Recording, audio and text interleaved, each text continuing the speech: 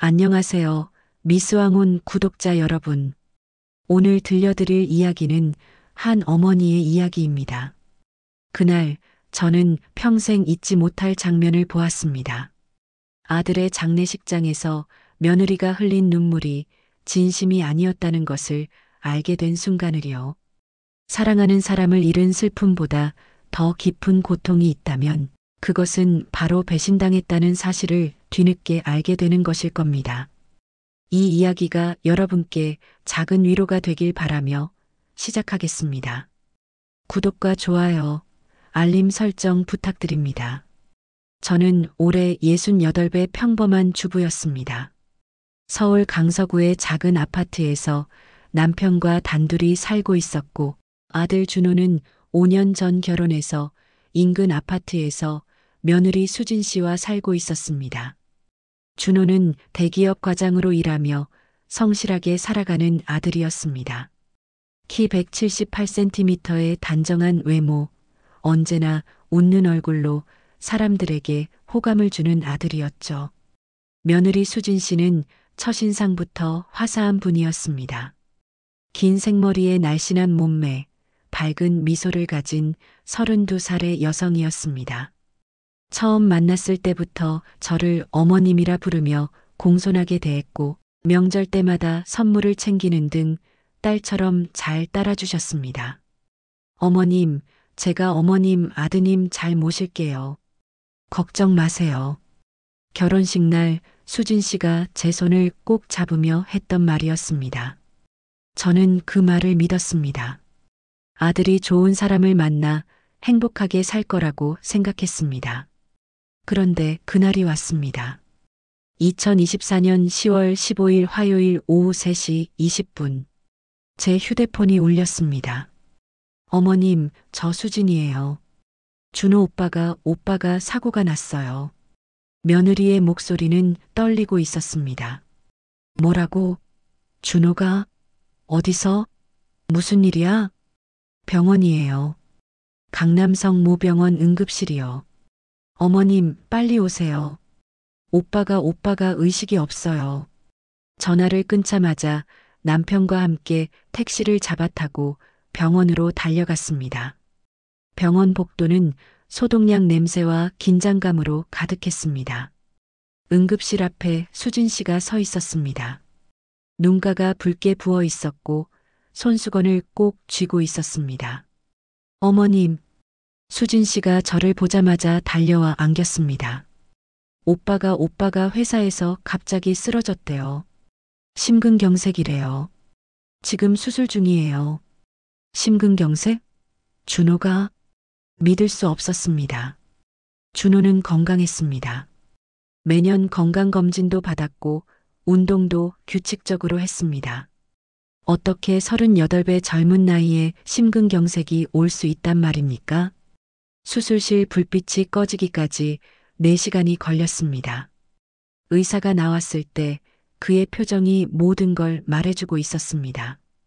유가족분이신가요? 네, 저 어머니. 최선을 다했습니다만 죄송합니다. 환자분의 심장 손상이 너무 컸습니다. 그 순간 세상이 멈췄습니다. 귀가 먹먹해지고 눈앞이 하얗게 변했습니다. 안 돼요. 우리 아들이 어떻게. 남편이 제 어깨를 붙잡았지만 저는 그 자리에 주저앉고 말았습니다. 수진 씨도 울부짖었습니다. 오빠, 안 돼요. 장례식장은 강남성 모병원 지하 1층에 마련되었습니다. 3일장으로 치러지는 동안 수많은 사람들이 다녀갔습니다. 회사 동료들, 친구들, 친척들, 모두가 준호의 갑작스러운 죽음을 믿을 수 없다는 표정이었습니다. 수진 씨는 내내 상주로서 조문객들을 맞이했습니다. 검은 상복을 입고 고개를 숙인 채 눈물을 흘리는 모습이 너무나 애처로웠습니다. 저는 그때까지도 수진 씨를 의심하지 않았습니다. 아들을 잃은 슬픔에 빠진 며느리를 오히려 위로해야 한다고 생각했습니다. 수진아, 너무 울지 마. 내가 아파서 어떡하니. 어머님, 저는 괜찮아요. 어머님이랑 아버님이 더 힘드실 텐데. 장례식 이틀째 되던 날 밤이었습니다. 조문객들이 모두 돌아가고 저는 잠시 화장실을 다녀오려고 빈소를 나섰습니다. 복도를 걷다가 수진 씨의 목소리가 들렸습니다. 구석진 비상계단 쪽에서였습니다. 응, 나야. 끝났어. 이제 보험금만 나오면 돼. 저는 걸음을 멈췄습니다. 3억이야. 생각보다 많지? 회사 단체 보험이랑 개인 보험 합쳐서. 심장이 쿵쾅거렸습니다. 당연히 내가 다 받지. 배우자가 1순위 수익자잖아. 시어머니가 뭘 알아? 걱정 마. 손이 차갑게 식어갔습니다. 2주 후에 만나. 보험금 정리되면 우리 약속대로 반씩 나눠 갖자. 사랑해. 전화를 끊는 소리가 들렸습니다. 저는 재빨리 화장실 안으로 숨었습니다. 수진 씨가 복도를 지나가는 발소리가 들렸습니다. 저는 변기 뚜껑을 내리고 그 위에 주저앉았습니다. 손이 부들부들 떨렸습니다. 지금 들은 게 진짜야? 우리 며느리가 보험금을 노렸다고? 그럼 준호는 어떻게 죽은 거야? 머릿속이 하얗게 변했습니다. 장례를 치르고 집으로 돌아온 후 저는 잠을 이룰 수 없었습니다. 매일 밤 그 전화 통화 내용이 머릿속을 맴돌았습니다. 3억 보험금 배우자가 1순위 수익자. 며느리의 목소리는 분명 차갑고 계산적이었습니다. 슬퍼하는 미망인의 목소리가 아니었습니다. 저는 남편에게 말해야 할지 고민했습니다. 하지만 증거도 없이 며느리를 의심하는 것이 옳은 일일까요? 혹시 제가 잘못 들은 건 아닐까요? 일주일이 지난 후 저는 결심했습니다. 직접 확인해 보기로요. 먼저 준호의 사망 진단서를 다시 확인했습니다. 사인은 급성 심근경색으로 기재되어 있었습니다. 특이사항은 없었습니다. 그런데 이상한 점이 있었습니다. 준호는 매년 회사 건강검진을 받았는데 작년 검진 결과에서 심장에 아무런 이상이 없었습니다. 콜레스테롤 수치도 정상, 혈압도 정상이었습니다. 어떻게 1년 만에 갑자기 심근경색으로 사망할 수 있을까요? 저는 준호의 회사 동료에게 전화를 걸었습니다. 준호와 같은 팀에서 일하던 김대리라는 분이었습니다. 저 김대리님이시죠? 저는 준호 어머니입니다. 아, 어머님, 정말 준호 형 일은 너무 안타깝습니다. 아직도 믿기지가 않습니다. 김대리님, 혹시 준호가 쓰러지던 날 무슨 일이 있었는지 아시나요? 그날요? 평소처럼 회의하고 점심 먹고 특별한 건 없었는데요. 아, 그날 점심은 수진 형수님이 도시락을 싸주셨던 걸로 기억합니다. 도시락을요? 네. 준호 형이 자랑하셨어요. 아내가 정성껏 만들어줬다고. 맛있게 드시더라고요. 그런데 오후 3시쯤 갑자기 책상에서 가슴을 움켜쥐고 쓰러지셨습니다. 그래서요? 119를 불렀고 바로 병원으로 옮겼습니다. 그게 전부입니다. 전화를 끊고 저는 깊은 생각에 잠겼습니다. 며느리가 만든 도시락 그 후 3시간 만에 쓰러졌다. 혹시 도시락에 뭔가 들어있었던 건 아닐까요? 저는 인터넷을 검색하기 시작했습니다. 심장마비를 일으키는 약물, 독극물 검출 안 되는 방법, 보험금 살인 사건. 검색 결과는 충격적이었습니다. 실제로 배우자의 보험금을 노리고 살해한 사건들이 수없이 많았습니다. 그 중에서도 칼륨 과다 투여라는 방법이 눈에 띄었습니다. 칼륨을 과다 섭취하면 심장마비가 올 수 있고 부검을 하지 않는 이상 자연사로 보인다는 내용이었습니다. 게다가 준호는 부검 없이 바로 화장되었습니다. 증거를 없앨 완벽한 방법이었습니다. 저는 며느리의 집에 가보기로 했습니다. 수진아, 나야. 어머니. 현관문을 열어준 며느리는 여전히 검은 옷을 입고 있었습니다. 머리는 산발이었고 눈가는 퉁퉁 부어 있었습니다. 어머님 웬일이세요? 준호 짐 좀 정리하려고 왔어. 너 혼자 하기 힘들잖니. 괜찮아요. 제가 천천히 할게요. 아니야. 엄마가 해줄게. 저는 억지로 안으로 들어갔습니다. 거실은 깔끔했습니다. 하지만 준호의 흔적은 거의 남아있지 않았습니다. 사진 액자들도 준호가 좋아하던 책들도 모두 치워져 있었습니다. 수진아, 준호 책상은 어디 있니? 아, 서재요. 그런데 어머님, 거기는 제가 아직 정리 안 했어요. 괜찮아. 엄마가 볼게. 서재 문을 열었습니다. 책상 위에는 준호의 노트북과 서류들이 놓여 있었습니다. 저는 서랍을 열어보았습니다. 그 안에서 보험 증서를 발견했습니다. 5개의 보험 증서가 있었는데 모두 최근 1년 이내에 가입한 것들이었습니다. 생명보험 1억 5천만 원, 암보험 5천만 원, 상해보험 1억 원. 수익자는 모두 배우자 박수진으로 되어 있었습니다. 심장이 쿵쾅거렸습니다. 이게 뭐야? 준호가 왜 이렇게 많은 보험을 갑자기 들었지? 어머님, 뭐 찾으셨어요? 며느리가 서재로 들어왔습니다. 아, 아니야. 그냥. 저는 서둘러 서랍을 닫았습니다. 며느리의 눈빛이 차갑게 변했습니다. 어머님, 혹시 제가 뭐 잘못한 거 있나요? 아니야. 그럼 이제 가보세요. 저 좀 쉬고 싶어요. 며느리는 저를 거의 밀다시피 하며 현관문 밖으로 내보냈습니다. 집으로 돌아오는 길, 저는 확신했습니다. 며느리가 뭔가 숨기고 있다고. 그리고 준호의 죽음이 단순한 사고가 아니라고. 저는 사립탐정을 고용하기로 했습니다. 인터넷으로 검색해서 평판이 좋은 탐정 사무소를 찾았습니다. 강남에 위치한 진실탐 정사무소였습니다. 탐정은 50대 중반의 남성이었습니다. 회색 정장을 입고 날카로운 눈빛을 가진 분이었습니다. 어떤 일로 오셨습니까? 제 며느리를 조사해 주셨으면 합니다.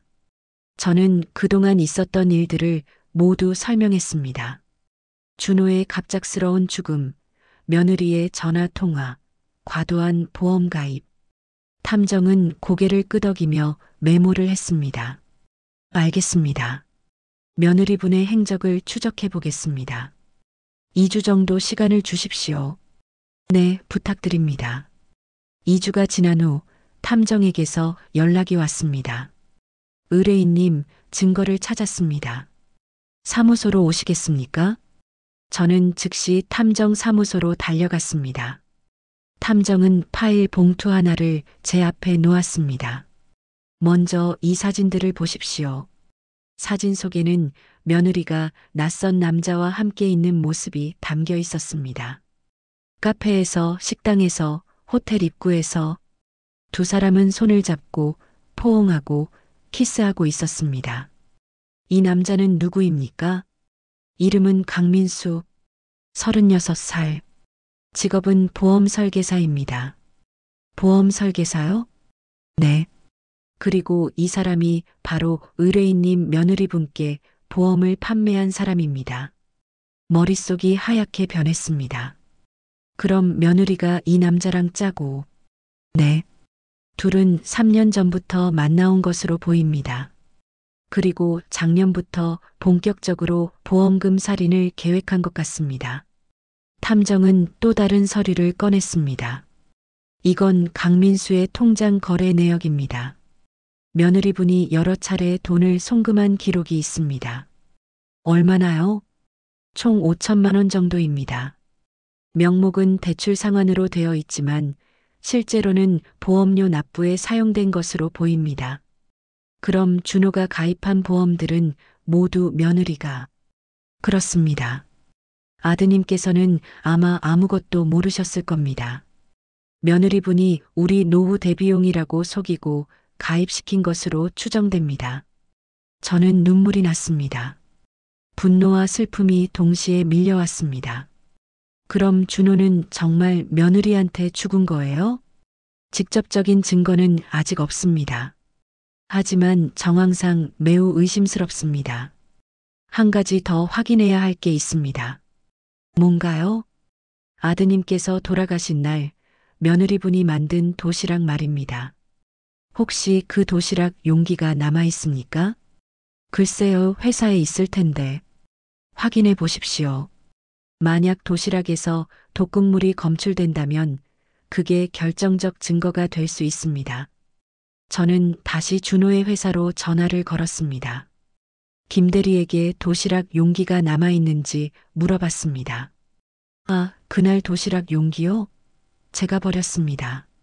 죄송합니다. 버렸다고요? 네. 준호 형이 쓰러진 후 책상을 정리하다가 쓰레기통에 버렸어요. 증거가 사라진 것입니다. 하지만 저는 포기하지 않았습니다. 탐정님, 다른 방법은 없을까요? 한 가지 방법이 있습니다. 며느리분과 강민수를 직접 대면시키는 겁니다. 그들이 실수로 자백하게 만드는 거죠. 어떻게요? 제가 계획을 세워보겠습니다. 의뢰인님께서는 평소처럼 행동하시면 됩니다. 며느리분이 의심하지 않도록요. 탐정의 계획은 간단했습니다. 며느리와 강민수가 만나는 장소에 몰래 녹음기를 설치하고 그들의 대화를 녹음하는 것이었습니다. 그리고 제가 적절한 타이밍에 나타나 그들을 추궁하는 것이었습니다. 며느리는 매주 금요일 저녁 7시에 강민수를 만났습니다. 장소는 강남역 근처의 한 호텔 커피숍이었습니다. 탐정은 미리 그 커피숍에 초소형 녹음기를 설치했습니다. 그리고 그날 금요일 저녁이었습니다. 저와 탐정은 커피숍 구석 자리에 앉아 대기했습니다. 오후 7시 정각 며느리가 들어왔습니다. 밝은색 원피스를 입고 화장을 진하게 한 모습이었습니다. 상복을 입고 눈물 흘리던 며느리의 모습과는 너무나 달랐습니다. 10분 후 강민수가 나타났습니다. 키가 크고 잘생긴 외모의 남자였습니다. 두 사람은 포옹하며 반가워했습니다. 오빠 보고 싶었어. 나도. 요즘 어때? 힘들지 않아? 괜찮아. 이제 거의 다 끝났어. 보험금 심사도 거의 통과됐대. 잘 됐네. 3억이면 우리 당분간 편하게 살 수 있어. 그치? 근데 시어머니가 자꾸 집에 와. 좀 신경 쓰여. 왜? 의심하나?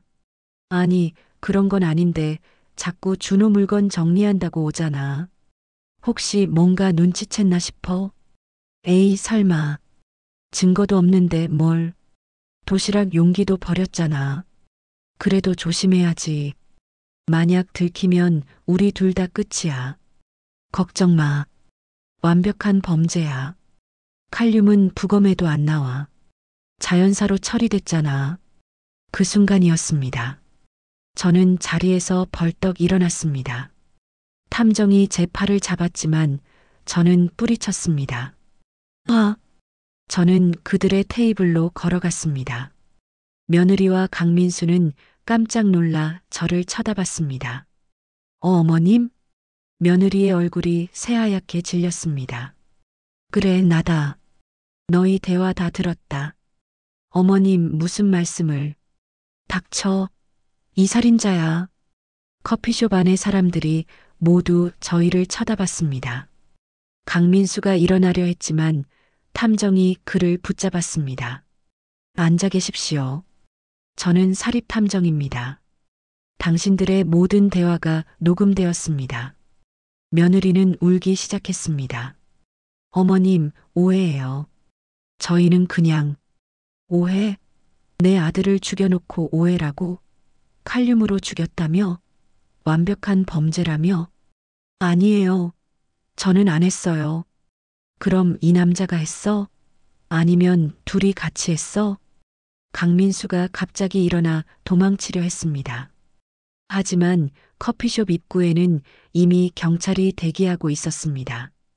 탐정이 미리 신고해둔 것이었습니다. 경찰입니다. 박수진 씨, 강민수 씨, 살인 혐의로 체포합니다. 며느리는 그제야 모든 걸 포기한 듯 바닥에 주저앉았습니다. 어머님 죄송해요. 정말 죄송해요. 하지만 저는 그 사과를 받아들일 수 없었습니다. 미안하다고? 내 아들을 돌려줄 수 있어? 준호를 돌려줄 수 있냐고.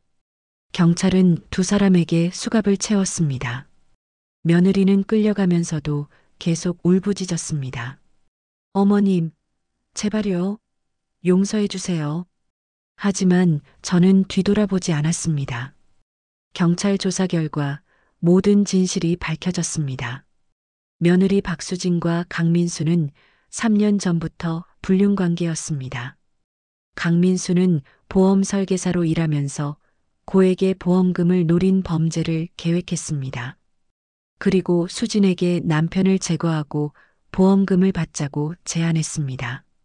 수진은 처음에는 망설였지만 강민수의 설득에 넘어갔습니다. 준호가 성실하지만 무미건조하고 자신에게 관심이 없다고 느꼈기 때문이었습니다. 그리고 준호의 회사가 대기업이라 보험료 부담도 적었습니다. 두 사람은 1년에 걸쳐 준호 명의로 5개의 보험에 가입시켰습니다. 준호는 아내가 노후 대비라고 말하자 의심 없이 서류에 서명했습니다. 그리고 범행 당일 수진은 준호의 도시락에 칼륨 과다 함유 물질을 섞었습니다. 칼륨은 과다 섭취 시 부정맥과 심장마비를 일으킵니다.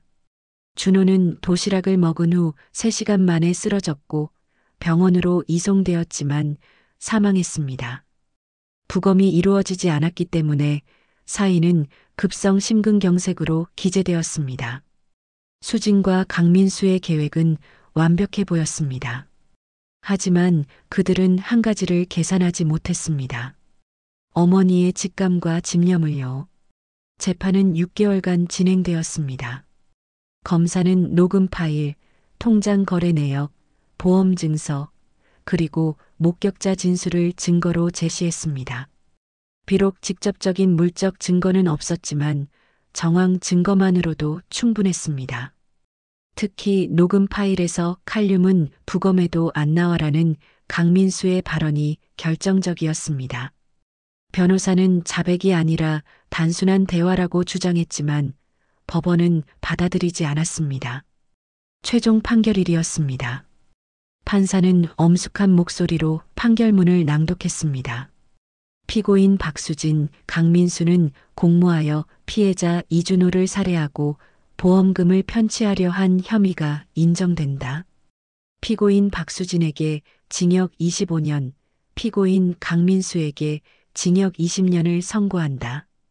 방청석에서 탄식이 흘러나왔습니다. 저는 조용히 눈물을 흘렸습니다. 준호를 돌려받을 수는 없지만 최소한 정의는 실현되었습니다. 판결이 끝난 후 수진이 저를 쳐다봤습니다. 그의 눈에는 후회와 두려움이 가득했습니다. 어머님 정말 죄송합니다. 하지만 저는 대답하지 않았습니다. 그저 법정을 나왔습니다. 재판이 끝나고 1년이 지났습니다. 저는 여전히 강서구의 아파트에서 남편과 살고 있습니다. 준호의 방은 그대로 두었습니다. 가끔 그 방에 들어가 준호의 사진을 바라봅니다. 준호야, 엄마가 너의 억울함을 풀어줬어. 이제 편히 쉬렴. 보험금은 법원의 판결로 모두 환수되었습니다.